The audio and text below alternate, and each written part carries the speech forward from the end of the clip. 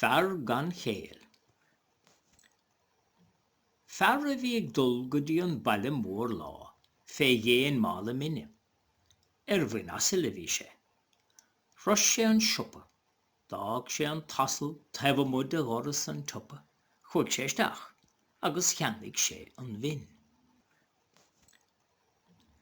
Chuir sé an mála mine ar a ghóling, agus chuig sé an airde ar an asal. Thug sé a bháthair a bhaile an mála ar a ghóling ige, agus ar mar cíocht ar an asal. Níor fhada ar a máthair dó gur bhuail chársa leis.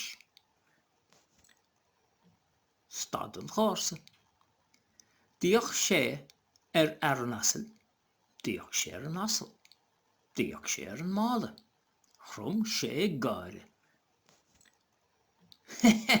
Can na héamh duit an mála mine bheithir do ghóling agat, sa sé.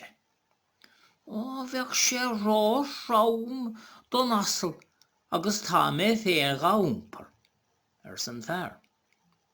Amma dáin de beathan fearr son,